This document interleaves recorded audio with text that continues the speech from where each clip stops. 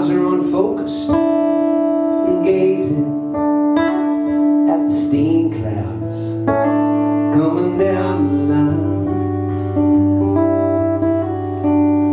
She's painted a picture, a beautiful picture. The thought of him now makes her smile. As the heat rises slowly, she don't feel so lonely, wiping the tear from her eye. 10 years before, she'd read a newspaper ad for barmaids that were needed out west. 10 pounds in accommodation for pouring beers, making up the beds.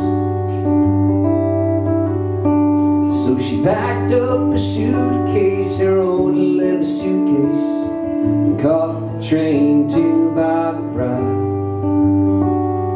Then after a year or so, 2 brothers fell for her, and she chose the one with the sparkling eyes. And on the bend of the river,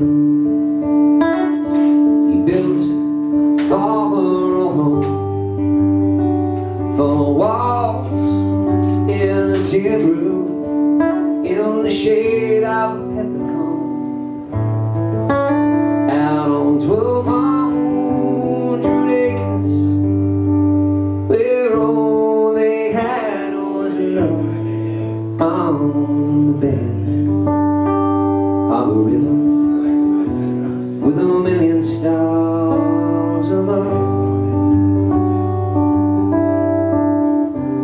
And he grew with the silence and watching the great Namoy flow. Surrounded by roses, she pruned and she bloomed. Oh, how she would love how to watch them grow. 2 sons within 8 years, but some lost between, but together they always got by.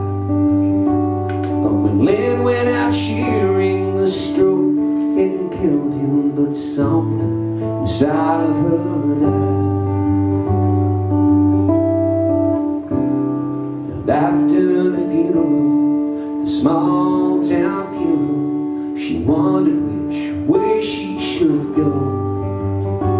For the brother still loved her, and if she'd give the word, he would raise up the children as his own. But there's no going forward when you're looking back, and the only way she could survive was to pack up a suitcase, the children in a suitcase, the train back to Sydney, well, she would ride. On the bend of the river,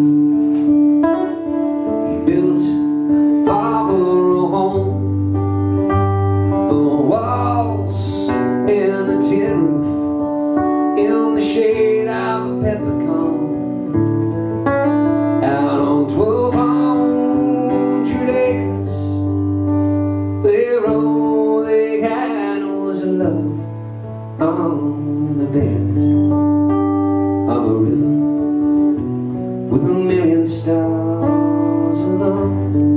On the bed of a river with a million stars above. Sitting there at the station with 2 boys both out of their minds. Her eyes are now focused and staring at the steam train coming down the line.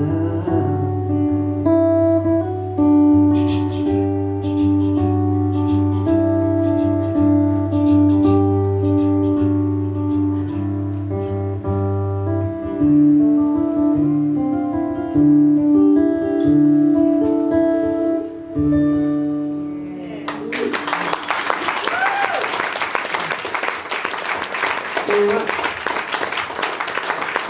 Well, I think we have a little bit of a break and refresh, get themselves completely filled up, and we'll be back in about 15 minutes.